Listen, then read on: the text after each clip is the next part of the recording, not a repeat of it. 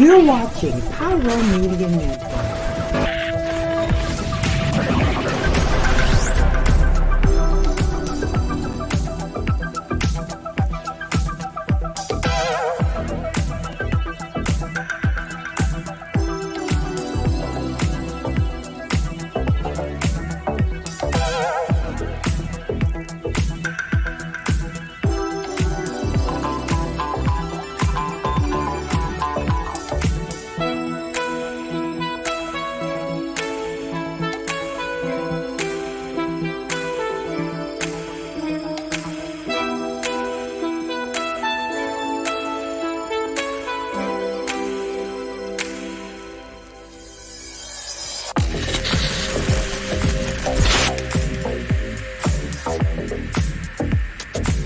Hello, Pyro Media family.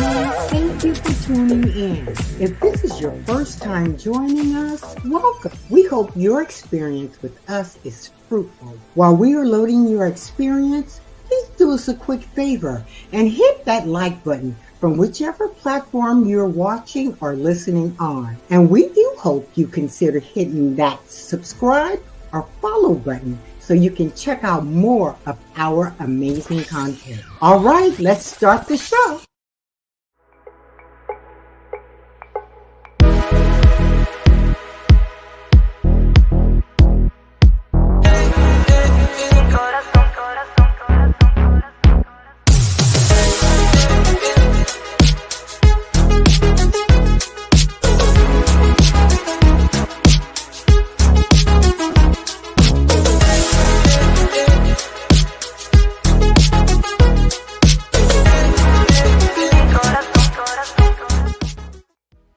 What is going on, Pyromaniacs and Mavericks? What is going on, y'all? We are back with another episode of the Unusual Mavericks. Welcome, and welcome pilots who are listening on Bullet and Flight Radio, the #1 progressive Christian and inspirational radio station in the world. We see Keats Reynolds is in the building. What's up, Keats? Thank you for coming on through. Keats. One of the first Mavericks to come on through. Yes. We got to get Keats on here. He is really knowledgeable about all things Blerd.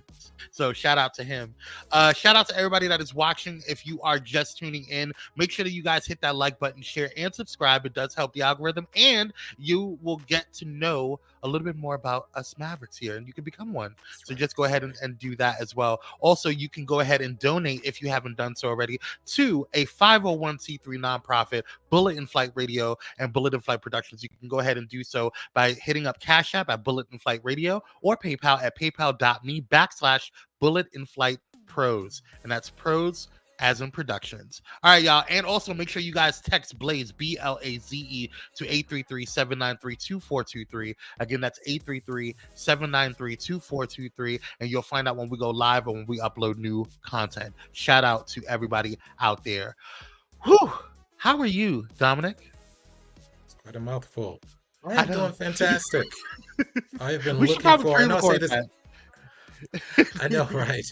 I know I'd say this every single week, everyone, that I'm looking forward to this episode, but today is a special treat. There's special little treats in this episode today, so I'm actually absolutely, totally overexcited. Yes. So, Yes, super excited. Tell a friend.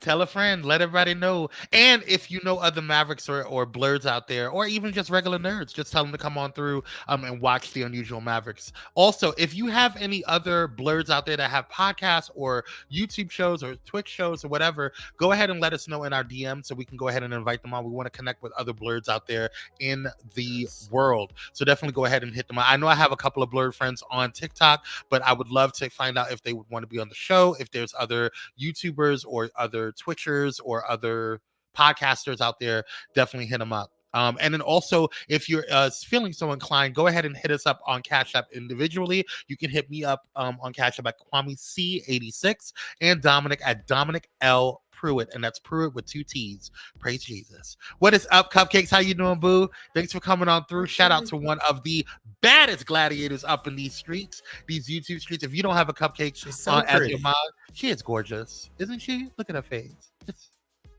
She's already taken, y'all. She is not single, so sorry. So sorry. What is up, Dr. Ho? Dr. Ho is in a bit another bad behind gladiator up in the building. Our two main gladiators. We love you too. Thank you so much for coming on through. Yes, we have a lot to talk about. Let's go ahead and get into some things. Y'all, we're going to talk about and ask the question of who it takes Dominic's beard. We're going to ask the question, who is Raquel Ervin? Yo, it's so stupid. Y'all so ghetto. Anyway, let's go ahead and get into ask some questions here. Who is Raquel Ervin? Last week we talked about, well, these past couple of weeks we've been talking about a lot of different superheroes, specifically Black ones, and maybe ones that you may not have known about. And we deep dived into them. So shout out to Dominic for doing all of that. But today we're going to ask the question, who is Raquel Ervin? But before we do, we're going to get into one of our favorite times of our show, and that is the one and only Maverick Alert. Let's get into it.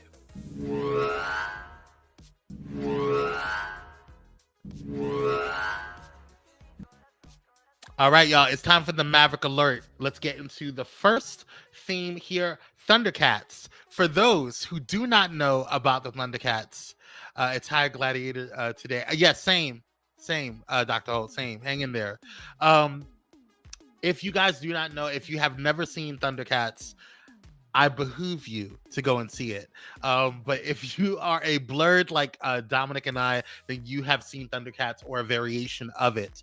But Godzilla and Kong's the new Empire director, Adam Wingard, is talking about getting or encouraging an update on this forthcoming Thundercats movie. Now, we've heard about this a lot. Thundercats. Oh, yes, Cupcake, come through. I love Cupcake.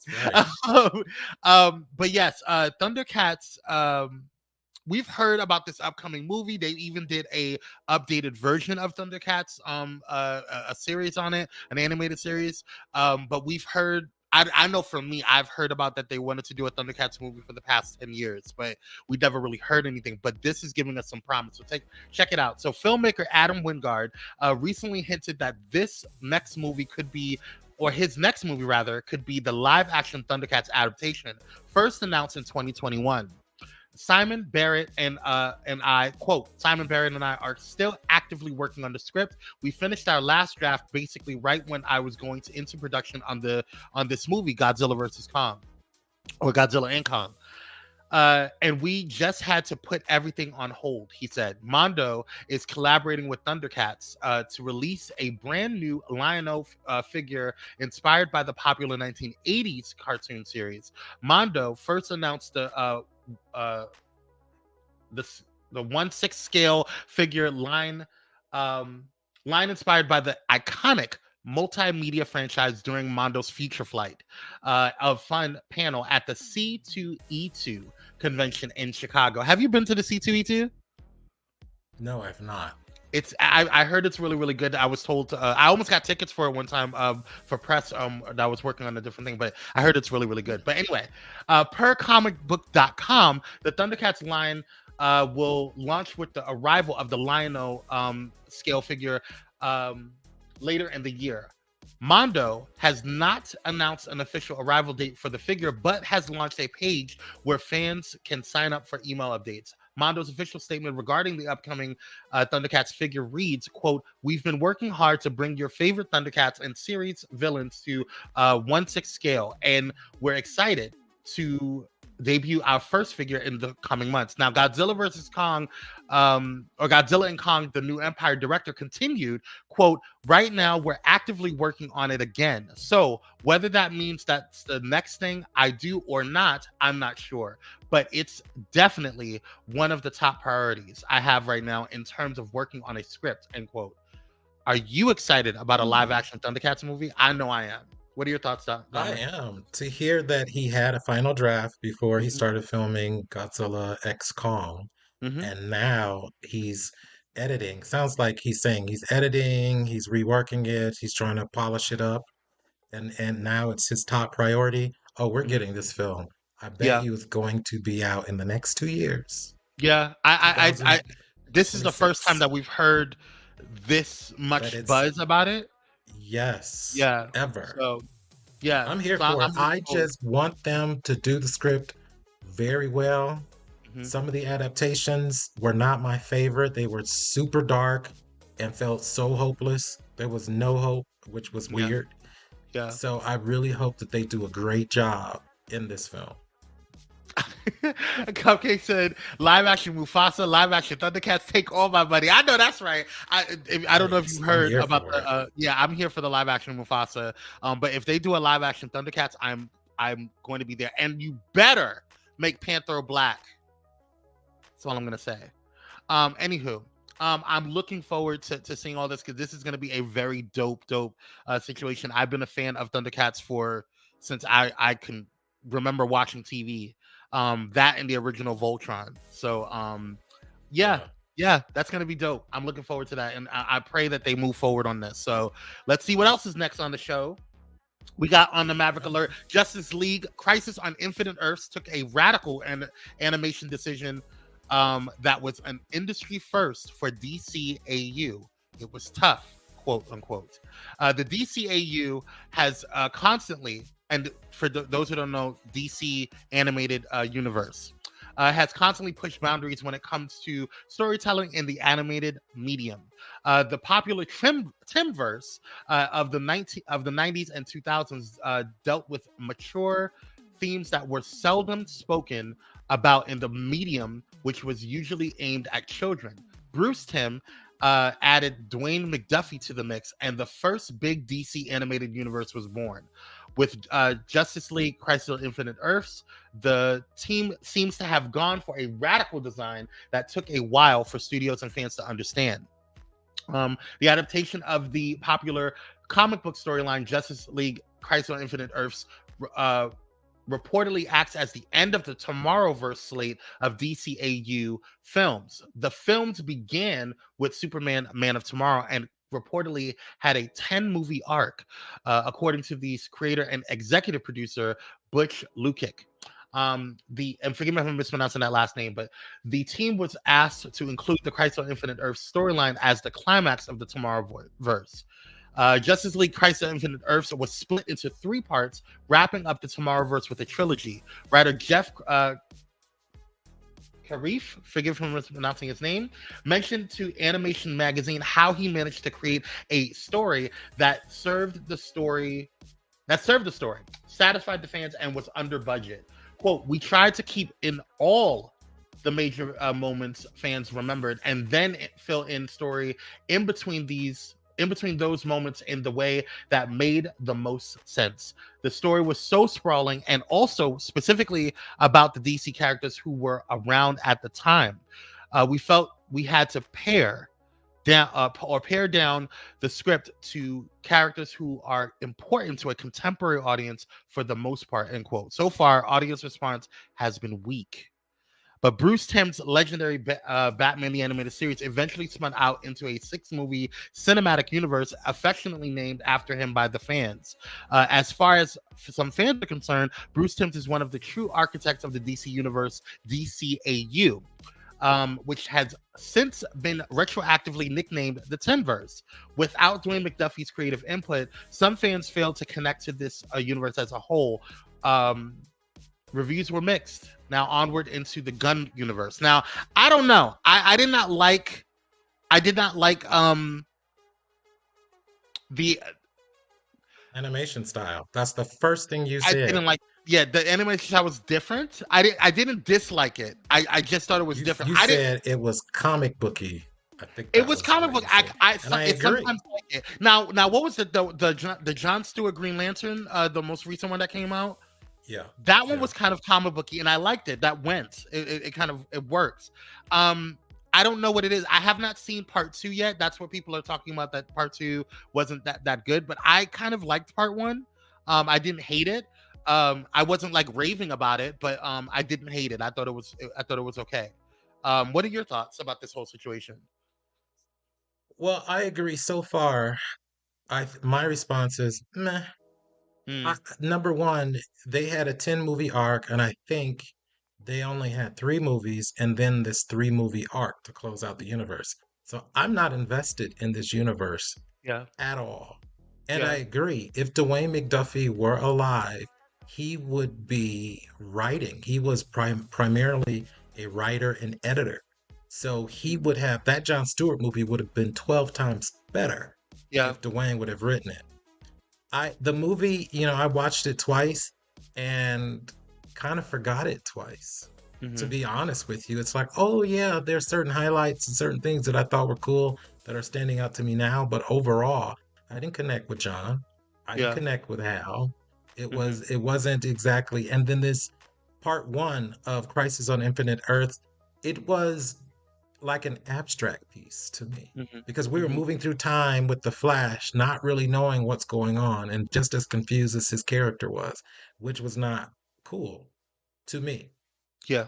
The movie before this was a World War or something with Batman, Superman, Yeah. Wonder Woman. It was really And confusing. that was very odd film. So I feel like all of this, and I understand that Bruce Timm is, he's a legend. He created the Batman animated TV show that we all love. And you can see aspects of that in that last World War movie that we saw. It was very reminiscent of the animated series. But the writing is lacking. And this is something I'm not used to in the DCEU. Yeah.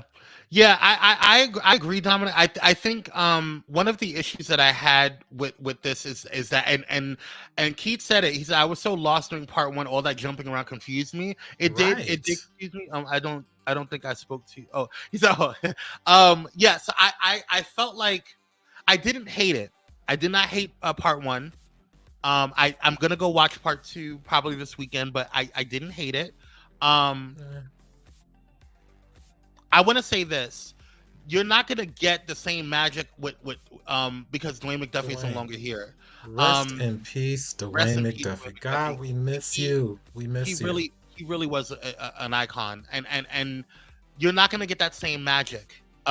Just like we're not gonna get the same magic without like that Timbaland and Magoo and Missy Elliott had. You're not going to get the same magic that Prince had with that Prince had. Period. Or Janet Jackson, Jimmy Jam, and Terry Lewis. Yeah, that's a super team right there. Perfect. With Control, that was like her launching platform. Like their magic, everything they do. Yeah, yes. And so like so that was their magic. Like you're not going to get that when it comes to certain things. So because remember the first 6 movies that this article mentioned, they did 6 movies back in the day. But Dwayne wrote those movies as well. He was a major part. And those films we still talk about and still watch. From the Flashpoint movie all the way on to even after he died and they rebooted the universe after Dwayne passed away. It was still good because it was like Young Justice. But now that they have turned hands and went back, and it's just like, dude, what are you doing? Yeah. Well, we'll see what they do. I don't know what part 3 is going to be. I have not seen part 2 yet. I'm gonna, like I said, I'm gonna watch it hopefully this weekend. Well, word on the street is you may watch it in 2 parts because you may fall asleep on it. Oh Jesus. Yes. Yeah, but let's head over to Marvel real quick. Ooh, excuse me. I said it last week, and I'll say it again. Justice for Bo. Justice for Bo. Bring Bo DeMaio back. Justice Bring for him Bo. back. Okay, I don't care what he did on OnlyFans. That is his business. Has nothing to do with anything. Get him back because X-Men '97 is everything. Well, it's good. I have some critiques. X-Men '97 is everything. Okay, it's really Speaking good. of X-Men '97, let's have a little conversation. Spoiler alert. Okay.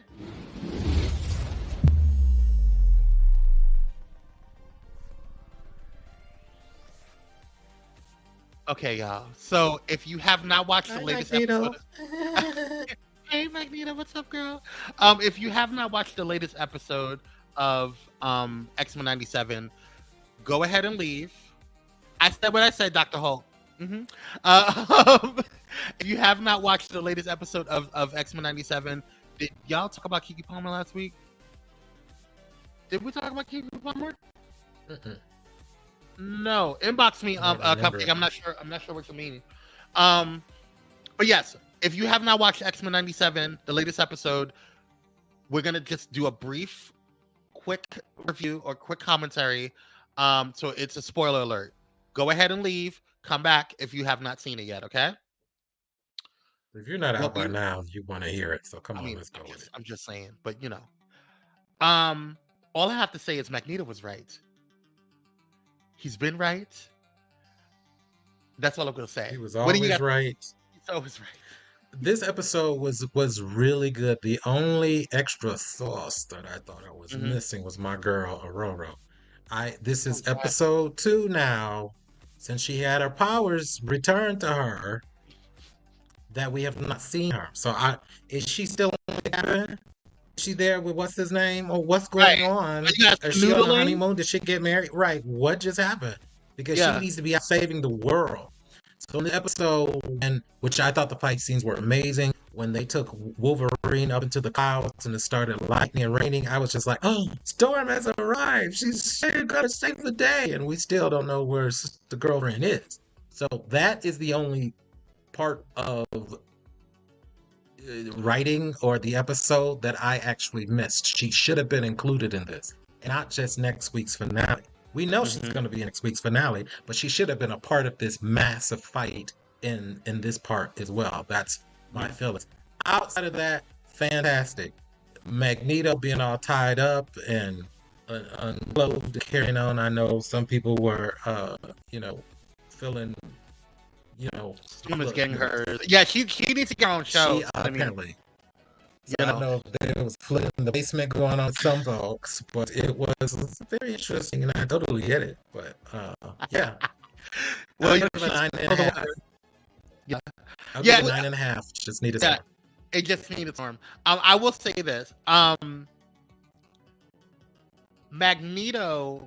I've always hated Magneto. Y'all both are sound crackly. Are we really? I don't care. No. No, he's talking about she's talking about the sound. Oh, you're saying that? Oh, she was saying. You know what I thought you were saying? I was like, I don't care. Yeah, because we're all about Storm. But yeah, so Magneto. One of the things that I liked about this episode is that it gave kind of transference. She's a dang Dominic. And yes, Cupcake, we talked about that last week about Keke Palmer. Rumors about Keke Palmer possibly being tapped to be in the MCU. Yeah, potentially being a rogue. And I don't know if we talked about it that week or the week before when it first came out, but yeah, possibly. We were on it. But that's still a rumor, so we haven't. I was talking about the sound. She's laughing. But yeah. So, are we still sounding like that? Are we still sounding like that? Let us know if we still sound like that. Am I muted? That was so funny. No, I thought it was you're coming across crystal clear for me. Yeah, we're in the studio, so they may be hearing it differently when they come out. Yeah. But yes. So let me while I'm doing this. But my whole thing at the end of the day, getting back to my point, there we go. This might help. Getting back to my point, it's like at the end of the day, I feel like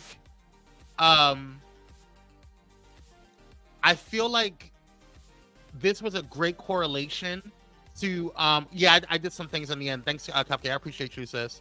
I did some things on the end where I feel like this episode was a direct correlation of what's happening with racial tensions within the United States. Because there was a lot of points in there that they were talking about, like even when Bastion was talking about, like we had Genosha and going back to what the whole George Floyd thing, and they said when Genosha happened, people when things get too much and they started looking at mutants as martyrs, and people were starting if you do too much to victims and they start turning into a martyr, and you feel bad for them, if you bully them too much, then that's that's what he said, which is kind of true, but at the same time, what I loved about that is that at the end of the day, Bastion said something that was so interesting. He was like, people become apathetic after a while when it's too much. For those who don't have any skin in the game, they become apathetic. So when you're not oppressed, or you're not under an oppressive system, or the system doesn't affect you as much, or it's not designed to oppress you, then you don't have any skin in the game. So when it's too much, for you to, for your stimuli, you become apathetic because it's like, okay, well, I'm not going to deal with this situation because it's not my problem, and you have the privilege to do that.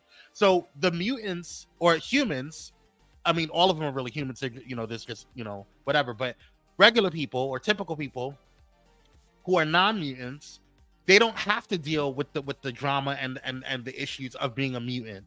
Just like white people don't have to deal with the drama or the what comes with being a minority, or specifically in this case, Black people. They don't have to deal with that.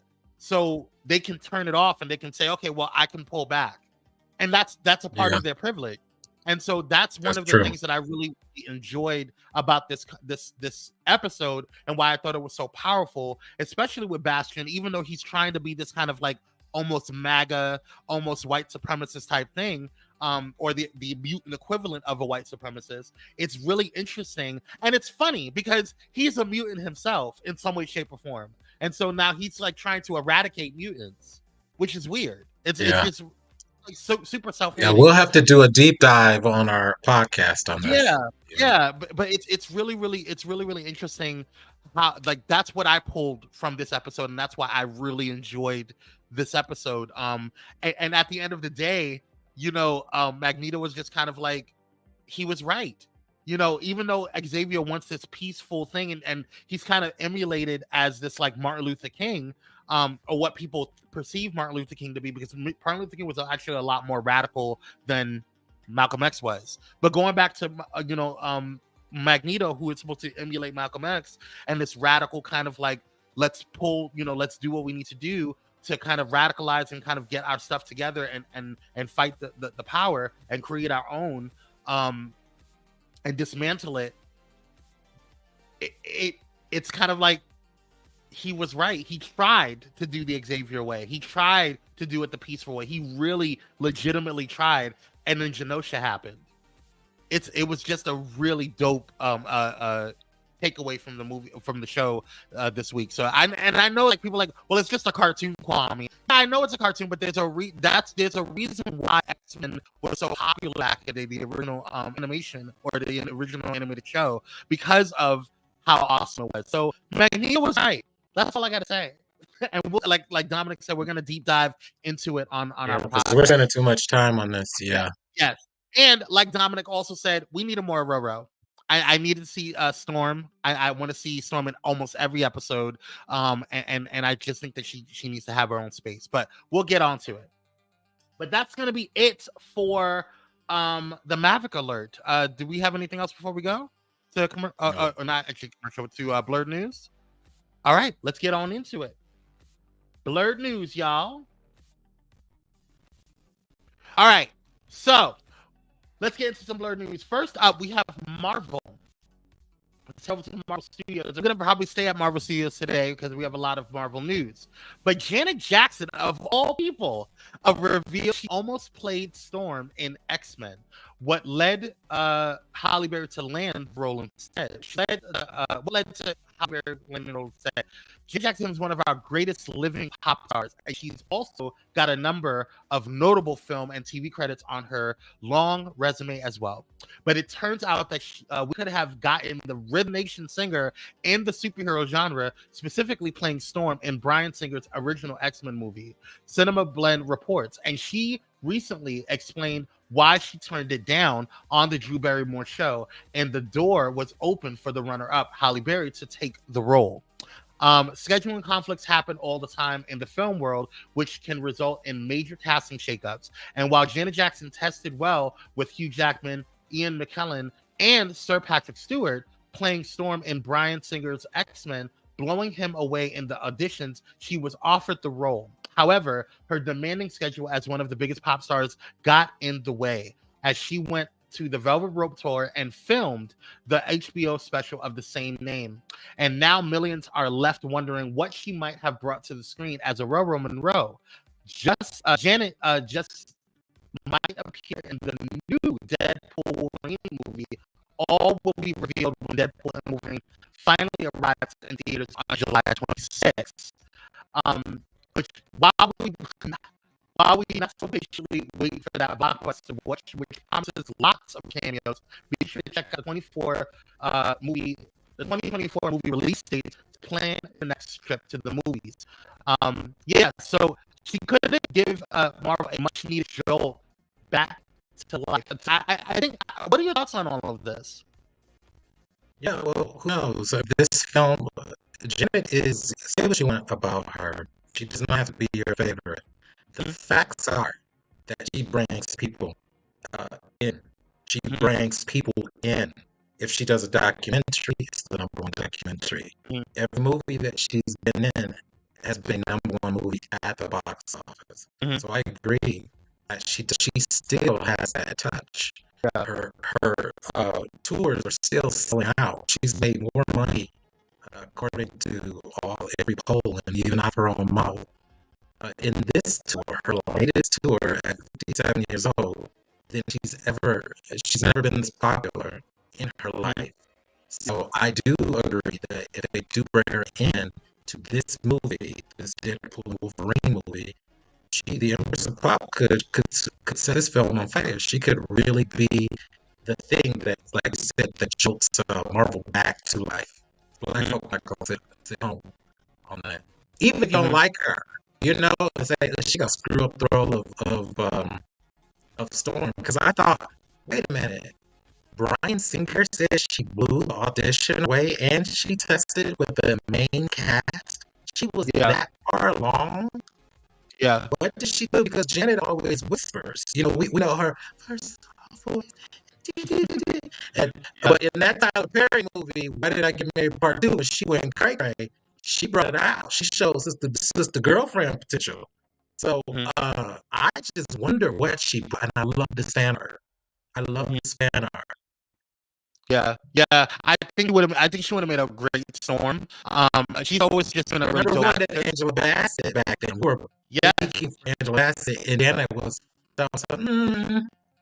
it's mine, but do I want it or not? Well, she couldn't do it. It just wasn't physically possible for her to do that in Velvet Tour, the Rebel Rope Tour. So I mean, honestly, if I had to choose between her doing this movie and the Velvet Rope Tour, she had to do the Velvet Tour. That was just like it. And let's be honest, which paycheck was bigger? Right. Exactly. So there's that. All right. Well, I don't know. I just want a proper Storm. I think that Jenna would have made a really dope. I would have liked her more than Holly, and I like Halle Berry. I really do. I just don't think she was a Storm. I was very disappointed in the writing of it. I don't know. Like I said, she's a really good actress, so I'm not sure if it was Halle or just the writing was weak. Maybe Janet would have done the same thing, same performance, same output with the same type of material. We don't know if she would have been better or not, but we needed more edge. And Janet could have given more edge. Hold on, Dominic. We have to take a commercial. Something's going on. I have no idea what's going on with the Morio. I don't hear it on our end, but we're in the studio. But I just listened to it on. So let's put a commercial real quick, and when we come back, we'll continue on with the third comments. Yeah. Okay. Yeah. All right. We'll be right back. After this break. Stay tuned. Did I mess it up? I think I did. Okay, here we go.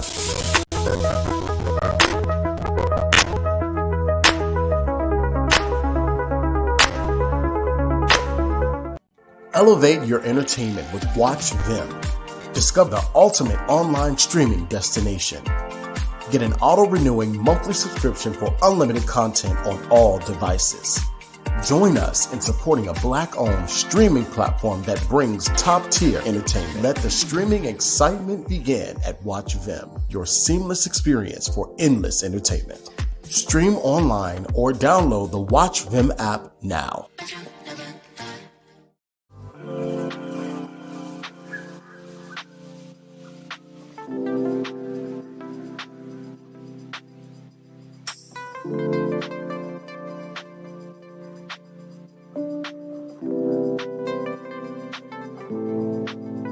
Because self-care should be luxurious. Luxe and Noir. Are you ready for enlightening conversations that transcend boundaries? Get ready for Conversations with Clergy, brought to you by the HIV Vaccine Trials Network. In partnership with the world's largest publicly funded international collaboration, the HVTN is dedicated to evaluating vaccines to prevent HIV and COVID-19. But their impact doesn't stop there.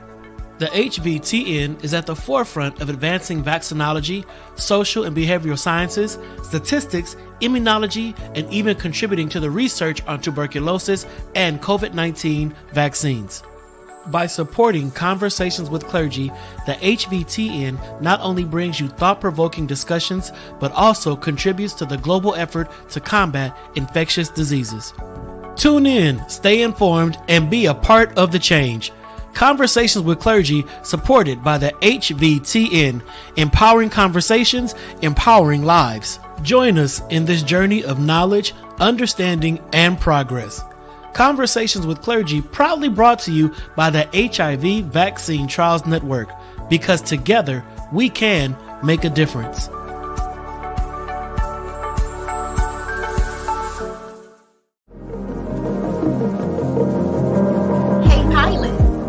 Know that you can now catch the electrifying sounds of Bullet in Flight Radio anywhere you go? Yes, you heard it right. Tune in to the high-flying beats and soaring melodies by downloading the TuneIn app on your mobile device. Just search for Bullet in Flight Radio and hit play. It's that easy. And if you have a smart device like Alexa or Google, just say, "Hey Google," or "Alexa, play Bullet in Flight Radio on TuneIn." Experience the rush of adrenaline wherever you are. Listen to Bullet in Flight Radio on TuneIn using your Alexa or Google devices. Soaring through the skies has never sounded this good. Don't miss out on the ultimate musical journey. Tune in now to Bullet in Flight Radio on TuneIn and let the music take you on an unforgettable ride. Get ready to elevate your listening experience. Brought to you by Bullet in Flight Radio.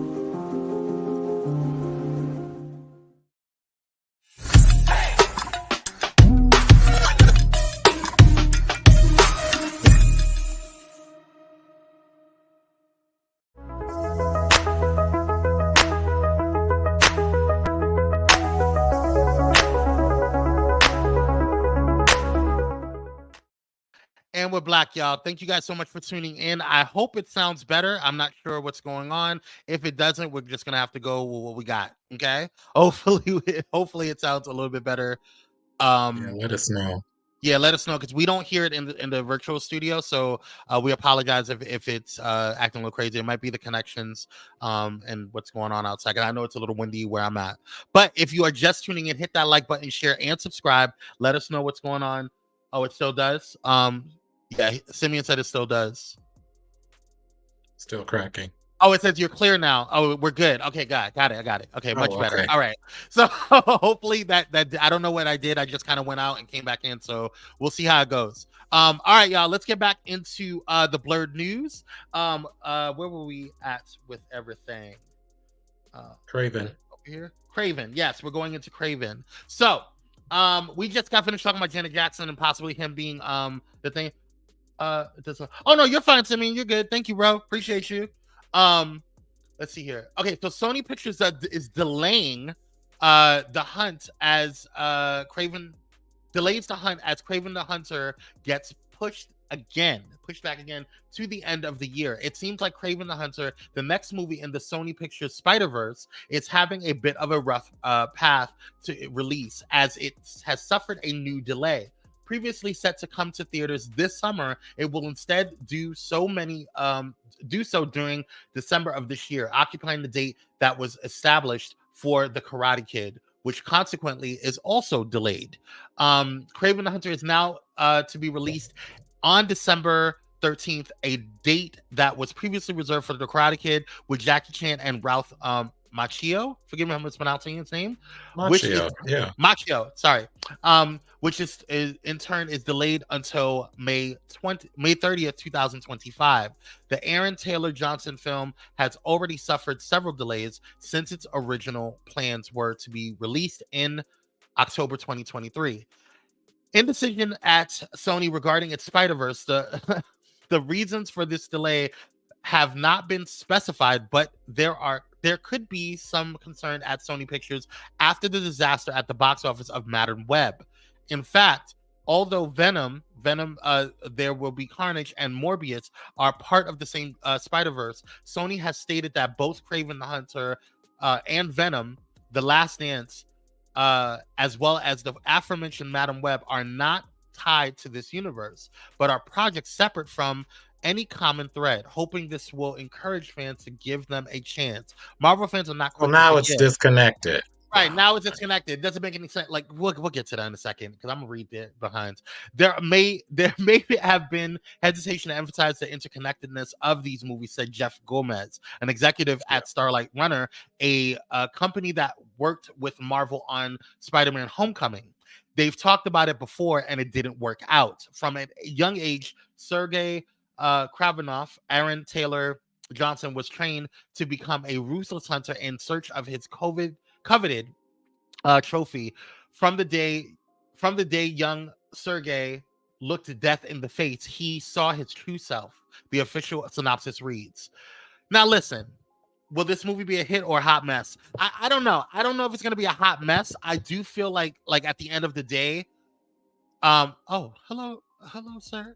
I feel like at the end of the day, they just need to give all of the Marvel rights over, or all of the Marvel content and properties back to Marvel. Because it's weird that we have this kind of Spider-Verse with Sony, and then we have a separate thing with Marvel Studios. So I don't understand what that's about. I did enjoy some of the Venom movies. I did not like Madam Web at all. I thought Madam Web was a waste of time. That should not have happened. If you're not going to do Madam Web the way it was supposed to be done, like the original cartoon, it shouldn't be done. Stop trying to reinvent You watched the wheel. it? I did, unfortunately. I just did not understand what the purpose of that was. Well, I think this Craven movie it's probably going to be a flop. If they're pushing it back, then who knows if they're doing reshoots, if they're re-editing, what they're going to do. Because it sounds like there's not enough time to do reshoots, but a re-edit, they do have time to do. It's the Russians messing up stuff. You're hilarious. Yeah, I just wish that we did better. I just wish that we did better. I don't. Sony should have never. I mean, I get it. Sony had to keep Marvel properties in its space until Marvel got back on its feet. But at the same time, now, we had this whole thing with X-Men for such a long time. You not hear me? Now I can barely. Oh, I don't understand what's going on. I don't know what's going on, but I bind it in the name of Jesus. But yeah, so that's pretty much what what's going on with that. I don't know. Maybe it's this. Can you hear me now? Yeah. When you speak in the mic. Yeah. So yeah, I'll put the mic a little closer to me. But yeah, so that's who pressed something, right? So anywho, yeah, that's just how I feel about it. I don't think that they should be touching Marvel properties. Just give it all back to them. So, but anyway, let's move on. Let's get into the Russo brothers. So for those who don't know, the Russo brothers were the ones that kind of did the Avengers movies, the Marvel, the Endgame, stuff like that. Some of the greatest ones. It's probably the win. Yeah, it is. Even as Marvel's find success on the small screen right now with X-Men 97 lighting fans up every week on Disney Plus, it's not undiplomatic to say at this point that its star has faded a touch when it comes to its big screen tentpole releases. Is it the output itself lacking a strong, coherent thread compared to the Infinity Saga, which was like phase 1 and 2? Is it there just being so much of it now between film and TV that it feels like homework just to make sense of one story to the next? Is it the specter of superhero fatigue made real? No. Joe and Anthony Russo say it's those kids with their attention spans, gosh darn it. Quote, there's a big generational divide about how you consume media. Joe Russo recently told Games Radar about Marvel's decaying grip on the pop culture behemoth it once was with the release of Avengers Endgame. quote, there's a generation that's used to appointment viewing and going to a theater on a certain day to see something, but it's aging out. Meanwhile, the new generation are, quote, I want it now, I want to process it now, then moving on to the next thing, which they process whilst doing two other things at the same time. You know, it's a very different moment in time than it's ever been. And so I think everyone, including Marvel, is experiencing the same thing, this transition. And I think that really is probably what's at play more than anything else, quote. I'm gonna read him. Quote, I think that the 2-hour format, the structure that goes into making a film, it's over a century old now, and everything always transitions, Russo continued. So there is something happening again, and that form is repetitive, but it's hard to reinvent that form. And I think this next generation is looking for ways to tell their own stories that service their own sort of collective ADHD. Some fans are pushing back on Russo's comments with the fact that Marvel and Sony Studios have released a series of B-quality movies. Oh, B-quality? That's generous. Featuring CW grade CGI, low grade writing, and D grade low quality, defectively written streaming series no one wanted to see, including She-Hulk, Secret Invasions, and others. Fans are also not happy with the comparison of ADHD. What was his comment shifting Marvel's failures onto the fans? Why does Russo believe fans are to blame? What are your thoughts on this before I go off? Listen, I had a hard time getting through his first comment. He completely, because he took a dash of the truth, just talking about the change in how we receive our media. That part is true. The output, people don't want to do the same things that other generations did. We are moving in a different direction. However, it has clearly been shown that Dune, Godzilla, X Kong, and other films, like the Opus or whatever that other there are so many films that people are rushing to go see right now. So it is not an issue with no ADHD. Is he a doctor? Right. You are putting out crap, sir. Your studio is putting out crap. You Get him, can't tell Dominic. me that She-Hulk is of the same quality as Endgame. Get him, Dominic. Or one of my favorite movies, Winter Soldier, Captain America Winter Soldier. That was one of my favorite films. Yeah. I was stressed out when Samuel L. Jackson was in that SUV and all them white people's trying to kill him. That was everything.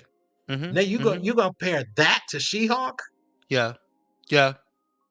Or how about Moon Knight? Yeah, I mean, I'm gonna call BS on this one, guys. You know, how about Moon Knight? Nothing had to do and don't get me wrong, I don't think that Moon Knight is not a character that should be, that should not be talked about. But at the same time, had nothing to do with the main continuity of the universe, and it was just kind of like a reach. And I wish that, blaming us for not eating the shite you serve us, please. That's what I'm saying. So don't blame us because you put out bad quality stuff.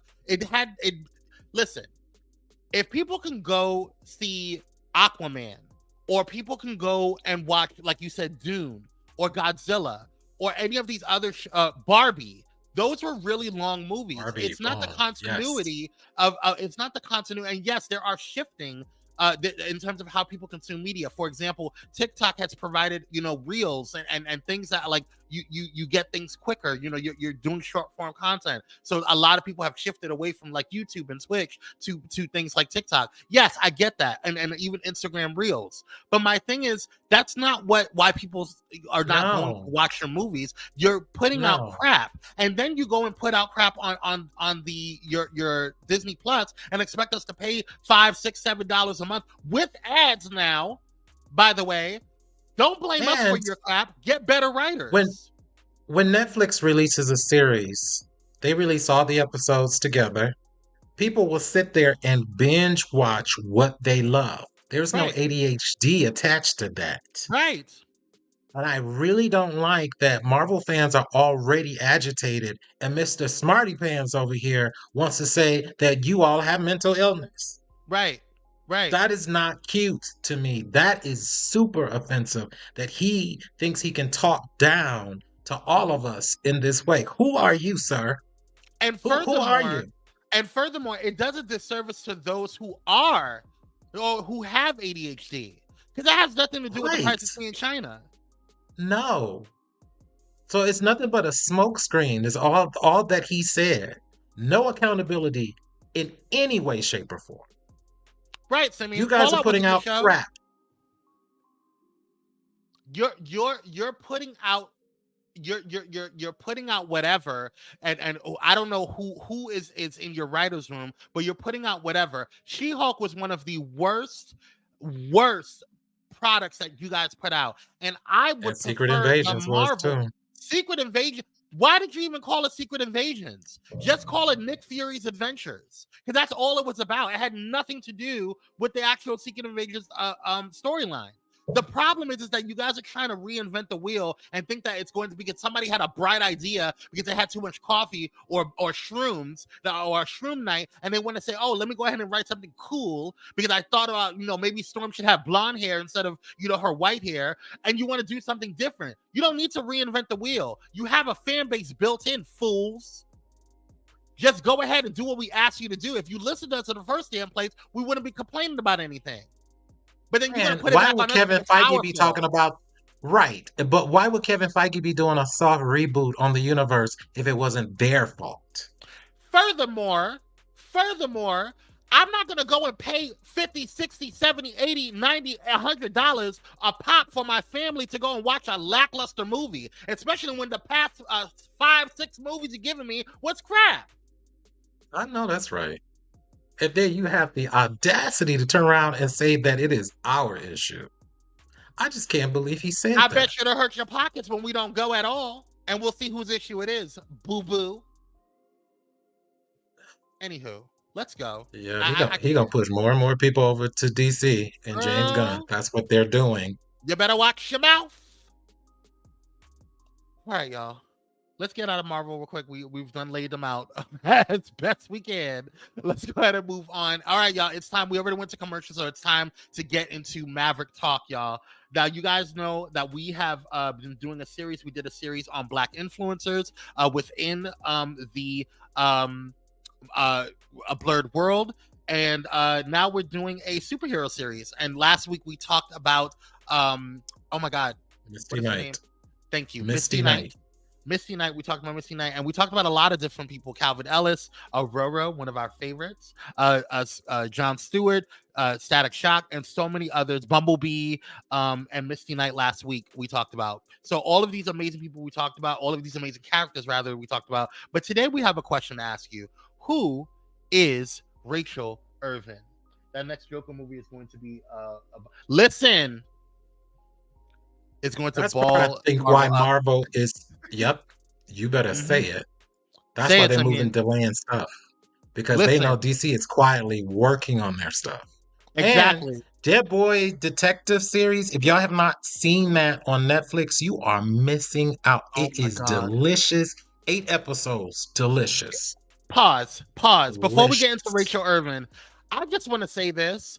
Disney, when you left Netflix Studios, when you separated the way you did, you made a huge disservice to Marvel fans, because Netflix Studios is just stellar at storytelling, stellar at creating like just superhero movie. Like they just did a great collaboration with DC, and I feel like when it came to what's his name oh my God, why am I forgetting his name? Skinny white guy. Sandman, thank you. A phenomenal show. And now Dead Boy Detective. I just watched the first episode last night. I'm going to binge it tonight. I told you. Fantastic. It is. There's another show called Lockwood Code that I got into. This is 20 times better than that. Sure is. Much better. Yes, but I it love is. Lockwood Code, but that's a whole nother thing. We'll talk about it on the podcast. We'll stay tuned for the Unusual Mavericks podcast, which is debuting next week. See you soon. Anyway, getting back to who is Raquel Ervin? Who is Raquel Ervin, Dominic? Let's see. Raquel Ervin is a young superheroine. Her name, you may know her by her, I guess, superhero name, which is Rocket. She is the sidekick of Icon and girlfriend of Sidekick. Actually, wife. I think they've upgraded to husband and wife. Anyway, she inspired him to use his alien powers to become a superhero, right? And so he is a crime fighter. They fight against alien forces. They just do a whole lot of cool stuff. So she has an alien super force belt that she uses to help her within her superpower. So Raquel Ervin, she was first mentioned and appeared in Icon issue #1 back in May 1993. Raquel is a gifted writer and a voracious reader. She is also a former gymnast. She was a gymnast in high school, which made her very agile, and she has super quick reflexes. Rocket, or Raquel, is also really good with hand-to-hand combat, due to her crime fighting experience with her partner, Icon. Her vulnerabilities, she only really has one, and that is stealth attacks. If you move slowly, slow movements with minimum force, you may be able to get the upper hand on Rocket. If you do not, it's going to be virtually impossible to. All of Rocket's superhuman powers derive from her belt buckle. It truly gives her everything that she needs. So, Hardware, who was tinkering around with her belt to increase its output and her manipulation of kinetic energy, which the belt stores. Rocket is the first, and so far the only comic book heroine who is a single mom. And she was a teenage mom. Go figure that. So, Rocket the character is pretty much based off of a book called The Souls of Black Folk by W.E.B. Du Bois. This book greatly influenced and shaped Rocket's liberal views as well. She has, since the revised Milestone, since they connected and was bought out by DC, all these characters were always a part of the DC universe. So Rocket is still partnered with Icon, who appears to have and has always had an existing friendship with Superman. Icon, this is a little known fact, this is it, about Icon, is he is exempt from persecution at the hands of the Green Lantern Corps. They can't touch him. That's right. So that is pretty much all you need to know about Rocket. These are the highlights of Rocket, and I did it in 3 minutes. Yay! Yay! You did that. So as we celebrate colored people in comic books, I know, Kwame, you're going to put the links in to show her origin, comic books, and she also has an action figure. Yes, and these are very rare. Mm-hmm. Yeah, they're very rare that, black action figures, go figure. It's like finding a unicorn. And I had to really search to find this as well. Isn't that crazy? It's definitely truly search hard, because when I said Rocket, it was Guardians of the Galaxy popped up constantly. Mm-hmm. Yeah, well, yeah, because yeah. But Dr. Jose, he said that he read the Souls of Black Folk by W.E.B. Du Bois in college, so that's awesome. Cool. I love it. I love that Rocket is such a, because I first discovered Rocket in Young Justice. And I did not do as much research as you obviously did on this. So hearing a little bit more about her was really, really dope. Now, I did hear about She was born at the same time as Static Shock. So isn't that weird? Static got so much attention. She did not. Well, they were even classmates. They were even classmates in high school, Rocket and Static. So. That's right. Wasn't it that in the show? Yeah. Yes. Okay. Yeah, and that was a really different era. Again, Dwayne Mcduffie. Dwayne Mcduffie is the creator. That's correct. So, but yes, thank you guys so much for tuning in, and thank you, Dominic, for enlightening us on another amazing superhero that is often, overshadowed. Overlooked. We need to see her in live action. James Gunn, bring her to live action. James Gunn. Just throwing it out there. Do it. And Icon, right? And Icon. Let's bring Icon too. Hell, let's bring Hardware too. You want to get dark? Let's get it in there. Anyway, thank you guys so much for tuning in. We appreciate you guys. If you enjoyed today's show, make sure you guys hit that thumbs up. If you're watching on the replay, make sure you hit that thumbs up and share. I don't care if you share it to yourself. Go ahead and share it. And if you're listening on Bullet and Flight Radio, let Bullet and Flight Radio know what you think. We appreciate you and all that you guys do. And until then, we'll see you on the next one. So stay blessed, stay stress-free, and stay unusual. Stay unusual. Peace, you guys.